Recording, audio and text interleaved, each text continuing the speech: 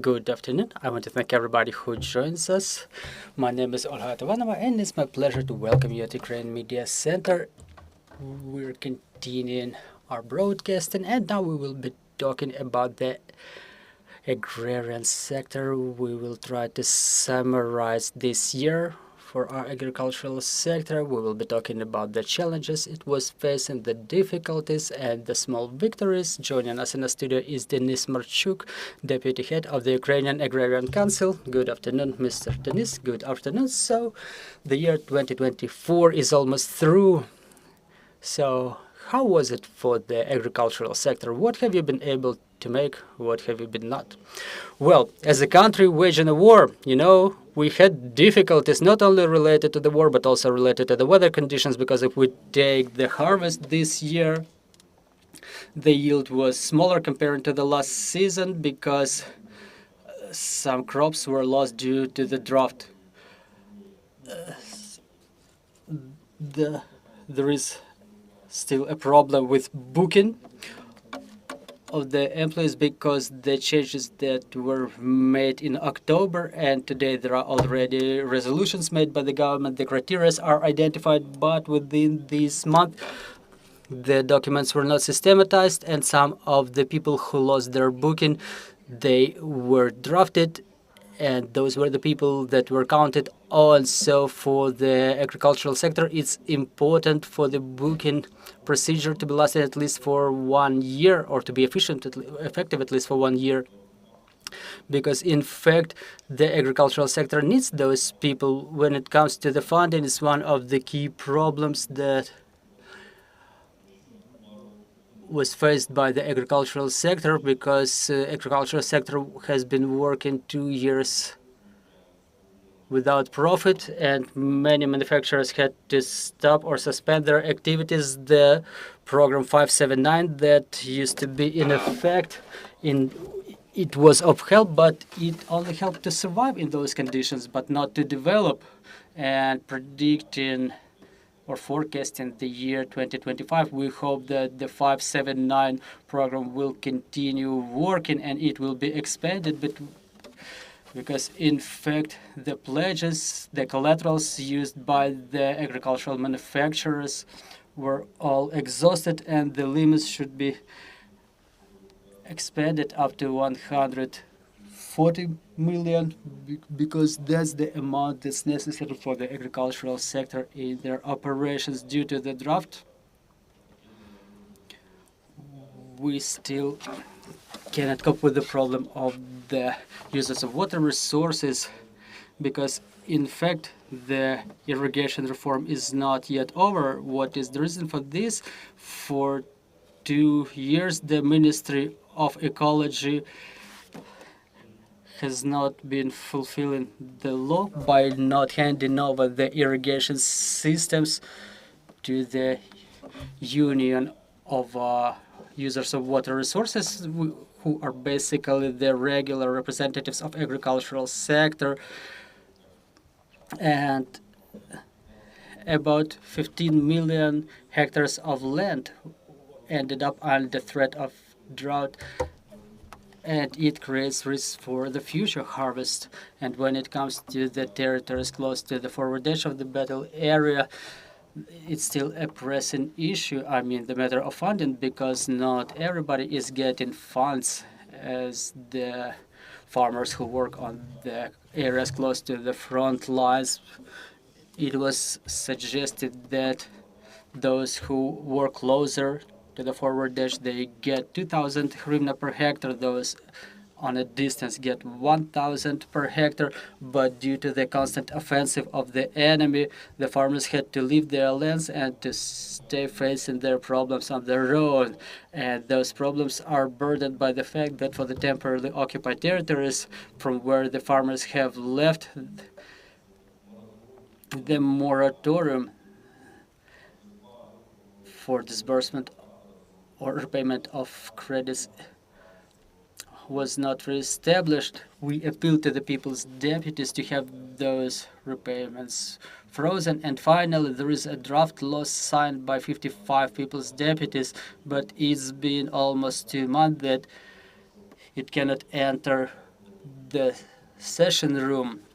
It's only been through the Law Enforcement Committee, and hopefully within the first week of the work of the Parliament next year, it will pass the first hearing, at least. Well, talking about the exports, even despite low level of harvest, the export is still efficient within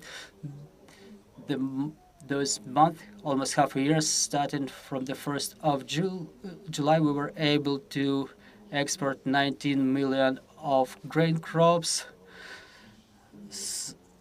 In some months, we were able to export almost 6 million, starting from the beginning of the year. I think that the total figure will come up to 57 million tons of grain and oil crops, and we continue being a reliable partner for all of the world. So this year it was 57 million, and what about the last year? Well, last year it was about 4 million less. It was related to the suspension of the grain corridor operation. There were no big shipments like 200,000-300,000, and starting from October we only started shipping millions from the ports of Big Odessa. And in this season we're seeing that due to the resistance, the will, because the enemy does not stop shelling the critical infrastructure, they continue targeting the ports, energy infrastructure. So all those shells resulted in suspension of operations, financial losses, but the suspension of operations was not so significant. Unfortunately, there were even lethal cases, but the exports continued operating, which is really important in terms of currency proceeds for a country waging a war. Well, to understand the situation in general, we understand that it's about the more of a survival rather than a development. But when it comes to the farmers, what, for our understanding, what is the percentage of those who were able to, so to say, to renew their activity, to stand on their feet, and who is on the brink of survival? Well, the situation is the most difficult in the areas close to the forward edge: Donetsk, Luhansk, Zaporizhia, Khersonsk region, Sumy, Chernihiv region. Everyday shellings, they also affect the representatives of agricultural sector because their fields are right there in the territories which are densely mined, which are constantly shelled. There is unexploded ordnance, or there are destroyed dairy farms. There was such a situation in Chernihiv region just last week when a number of heads of cattle were killed. And to demonstrate the will of those people close to who operate close to the front lines, we want to draw the attention of our ministries so they can find the ways to support those people. And for the next year, we discuss it in more profound detail, the risks related to the war, and if we are able to find the funding, it will mean a significant support for those farmers working close to the front lines. Well, demining is a huge challenge for our farmers. To what extent was this indicator increased in the year 24? What have we actually made?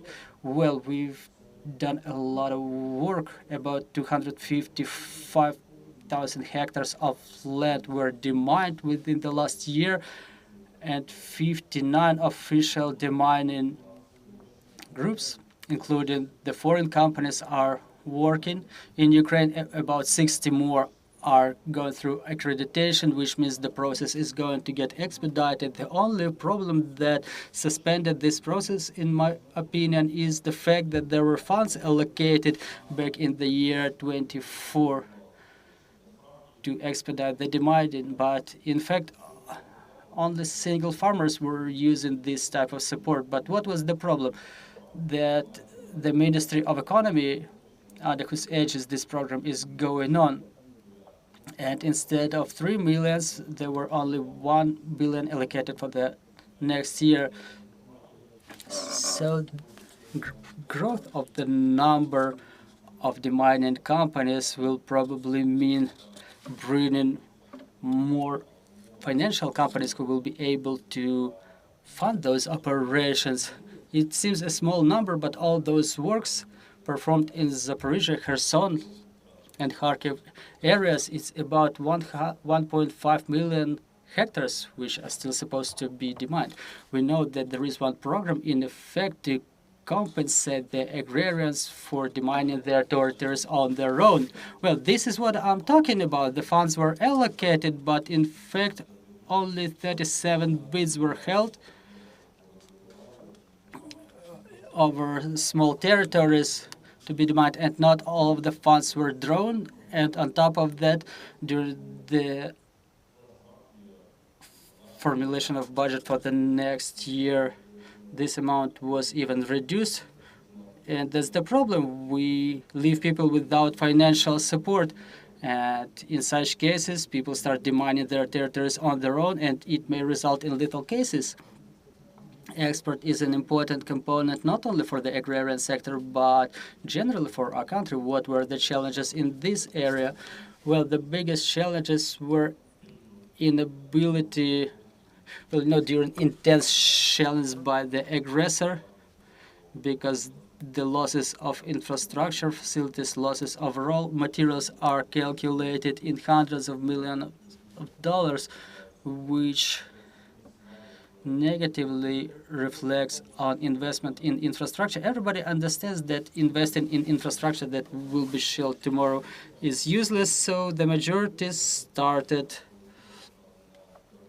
unloading the raw materials from the cargo trucks directly to the ships, not to the storage facilities. And again, it entails more financial expenditures, but we're moving along the schedules. 5 to 6 millions are shipped from Ukraine on a monthly basis. There were difficulties with the blocking of export ways by our Polish colleagues, so to say, because our western borders, or the cargo trucks at the western borders, were stopped. Well, there was a small strike even the last month. Again, it results in more negative aspects, because for those farmers who work in Lviv or Ternopil region, it's cheaper to export their products using the cargo trucks rather than going to Odessa or Reni. So the volumes have decreased, but again, those the money, people's lives, economy, that is a piece and a foundation of a local economy, in the economy of those communities where they work.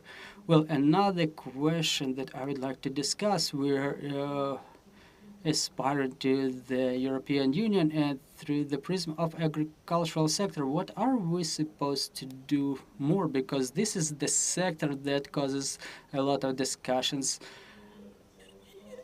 among our partners. So what should we do? Well, thank you for the question. It's important in the context of our European integration. In the year 2025, we will bring those processes even closer. We will have to implement a lot of legislation, but in our agenda, there is one key question: how we, agriculturally strong country, can find a common ground with our other partners who are strong in agriculture too: Poland, Spain, Italy, France, Germany, those who understand that the European market is not really so big for Ukrainian agricultural sector. And for us, it's important to be able to continue to work just like we work now, but when we're facing those requirements by the European Union, we should be able to claim those financial encouragements that the European farmers are entitled to. And in our case, only 10% of Ukrainian farmers will be able to claim such support, because this kind of support is only provided to the small farmers. But what should the rest do? Because within 33 years of independence, we have small, medium-sized, large-sized business. So it's important to discuss how are we going to work in terms of funding, and how our partners will cooperate with Russia, because regardless of all the sanctions, there is a 15th package prepared, but there are no sanctions against the Russian agricultural sector and their fertilizers, their grain crops are present in European market. Probably should it be for the sanctions, probably the war would come to its final with the Ukrainian victory. Well, there is a feeling that our international partners are already feeling this competition with the Ukrainian agricultural sectors. So how should we overcome those fears that we're seeing in our colleagues, like intensify diplomacy, intensify the work of the government sector? So what can help us to settle the situation? Well, in fact, we have to debunk the myth, because the myths are very vivid in Europe when they hear that Ukraine is 80% agricultural holdings and they are about to come and occupy the whole of the European Union. It's not true. It's not true. 75% of the agricultural products are manufactured by small and medium-sized businesses. And again, in coordination with European partners, we could expand the markets. One of such areas is the southern part of Africa with an extensive growth of population. They will reach the figure of about 500 million people, just like in European Union by year 2050. If we establish joint consortiums, if we export together, we will be able to supplant Russia from there, who use it as, again, as a political leverage. If people will have food security there, the intensity of migrants flow is going to weaken. This is the place where we can cooperate with Europe. Well, you've touched upon the government funding programs, but when it comes to the support by the international partners, how important was it? It was really intense, and we really appreciate the input of our international partners, because we understand that using the funds from the state budget is not something that we can afford during the war.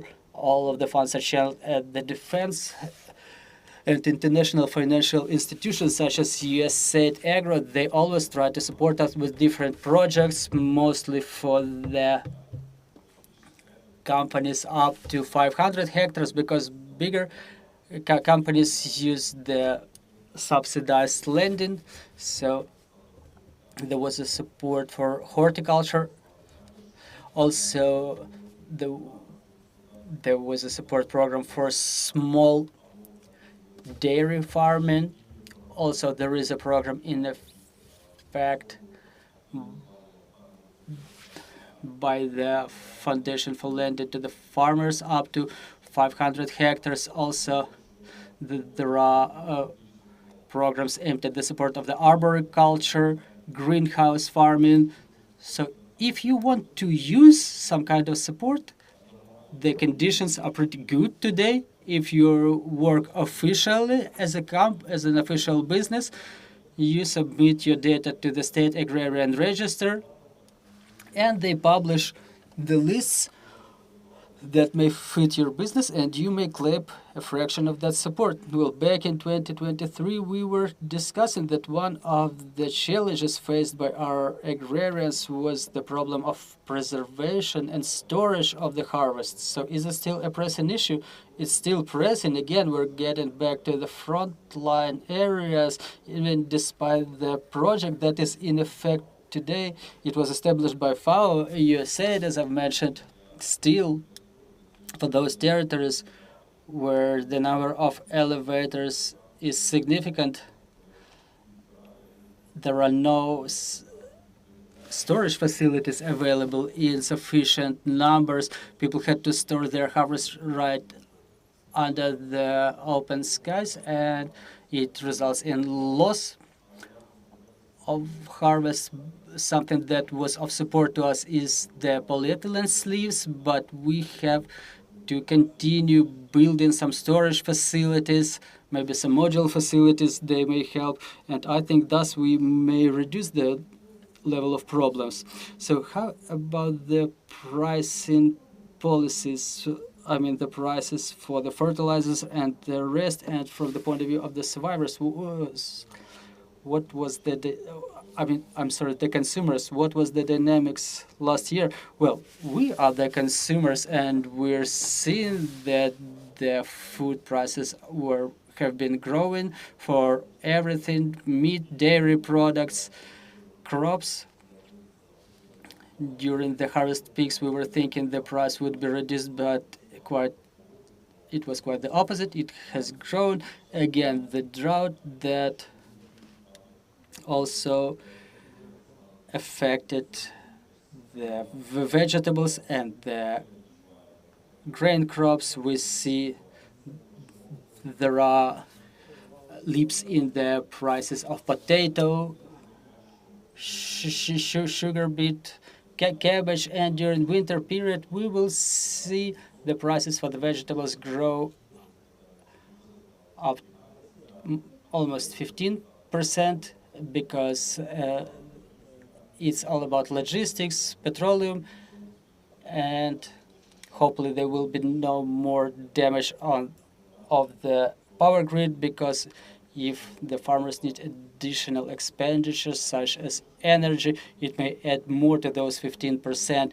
Meat and dairy products, their prices have grown due to the growth of intensity of exports to the European Union. Then the quality of, or the amount of quality milk, the export-oriented milk, is manufactured by the industrial farmers, and there is a competition between the processed enterprises, which resulted in the growth of procurement prices for milk. Milk got more expensive both inside of the country, and the exporters don't sell it cheaper either.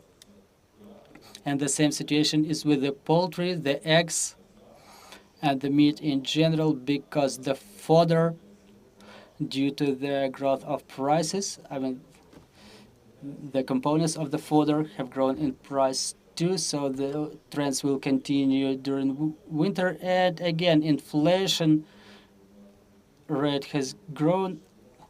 Today the forecast is 11%, and should the inflation grow, it will be reflected in the prices.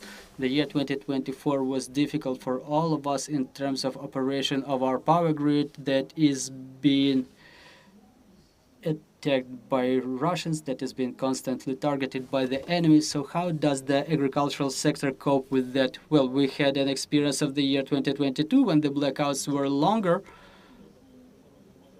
and a lot of farmers started searching for their alternative power sources. For example, those who work with the cattle farms or pig farms, they've procured powerful generators with 150 megawatt output, but you just imagine the amount of consumption of diesel fuel per hour. So for those non-standard situations and for the any challenges that we were facing during the summer, they have not resulted in suspension of operations. Thank you very much. Dear friends, if we have any questions on the floor, please raise your hands and join our conversation. And I would like to stop at the forecast. It's difficult to plan in conditions like that, to plan ahead for a long term. Well, we can plan at least for 2 to 3 weeks. Well, actually, if we check the forecast, now the farmers are preparing to the new sowing campaign quite actively. They're procuring POLs, they're procuring seeds, fertilizers, and if the exports remain safe, the farmers will go to the field next season because they oriented what the armed forces are doing. The farmers will expand their sowing areas if the weather allows, and we will get hopefully more currency proceeds. I hope that the year 2025 will become a year of technological changes, because everybody is experiencing the difficulties with the drought, and probably many farmers will look for innovations through grants, through loans, through precise farming, and hopefully the irrigation reform will come into effect. If all those factors coincide, we will bring the victory closer, because the agricultural sector helps a lot to the army. 60% of what the country is exporting is actually the agricultural products. We will be able to manufacture more, to make more, and to help army better. Do you think all of those challenges may influence the structure of future crops? Well, they have already influenced because after the end of the winter sowing campaign, we see that many farmers have increased the areas of the winter wheat because it's more resistant to the frost, and the loss of wheat will be less than loss of corn, for example. Compared to the last year, the loss of corn is 10 million tons. That's a huge amount, and many have switched to another niche. So let's see what happens to the winter crops. We have a question. Well, thank you very much, Mr. Denis, for such an optimistic outlook. But I'm still curious. In your opinion,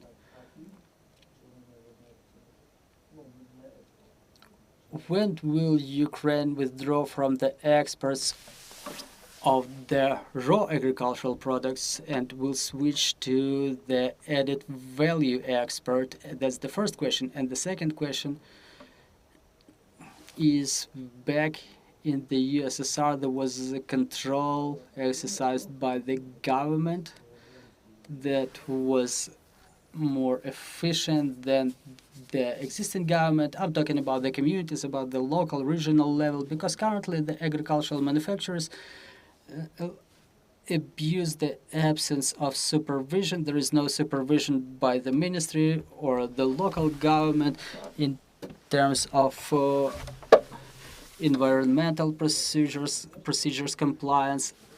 And in your opinion, should it be happening at the level of the communities? Because there is such a phenomena in European Union, rural development. It's a little bit in confrontation with the agricultural development. So in your opinion, the supervision of the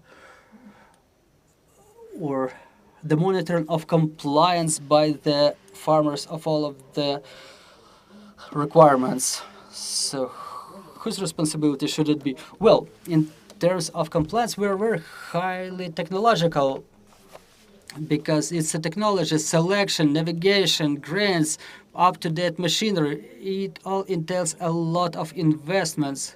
So let's take a look at Brazil, Argentina, United States, who export the raw materials, and they make a lot on this. So again, that's a lot of expenses that the farmers are bearing. When it comes to the added value, it should definitely be made, but let's be honest. Where do we have the open markets? Okay, we'll start processing a lot of products, just like we started in 2022 with the beginning of the full-scale invasion. Many have stopped at that phase where they cannot sell their products. For example, they started milling the wheat, and they were sitting on dozens or hundreds of thousands of tons of processed wheat, and they couldn't sell it. The situation is the same today. In order to come up with this added value export, we have to do the homework. We have to travel a lot. There should be agricultural attachés at every embassy who will demonstrate that Ukraine is high quality, it's accessible, that despite the war, Ukraine fulfills its obligations. If we start doing it gradually, I think that our agrarians will only be interested in not selling the ton of wheat, but selling a ton of wheat flour, and to make more on that. So now the ministry is building their activities around the exports of added value. If they make it, we will definitely support it. Talking about the control, well, in fact, we have the control and supervision because the State Consumer Service of Ukraine, they exercise control, supervision, inspections, and the efficient farmers, they are basically interested in the efficient changes because their rent lasts not more than 7 or at least 7 years. Some have their lands rented for 10 or 15 years. If they don't work efficiently, they're not going to make money on that land. If it's a random person who comes for a year or two to make something, well, yeah, there are facts like that. But in this context, the local governments that host the facility or the company should exercise increased control and supervision of such companies. But now that we're withdrawn from centralist influence over business to decentralization, I think that communities will become more efficient in this way. Well, so we've accepted the way of Euro integration, like you've mentioned, the development of communities, of rural development and agricultural development. Those are different things. We have to move together with those factors, but without implementing it apart from European Union. And let me explain why. In the European Union, there is an intense crisis of agricultural farming. You know, it's like during the revolution. The bottoms doesn't want to leave the old way, and the top doesn't want to change. The Brussels doesn't want to change anything, and the farmers don't want to continue living like that when this financial cushion keeps decreasing. And if we join European Union like this, we become outsiders, and we'll compare it with joining Bulgaria or Poland. Poland preserved the majority of its subsidies and dotations, and Bulgaria unfortunately lost it all. So we have not to be Bulgaria. We have to be a strong agricultural player, and we have to write the rules all together. Well, are we ready to write those rules? We are. As an association, we pay a lot of attention to it.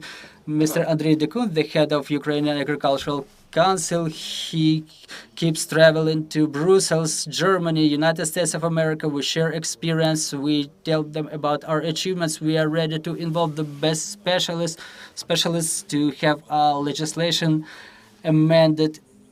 And Europe is inclined to work with the associations, and us as a Ukrainian Agrarian Council, we will be able to suggest the corridor of our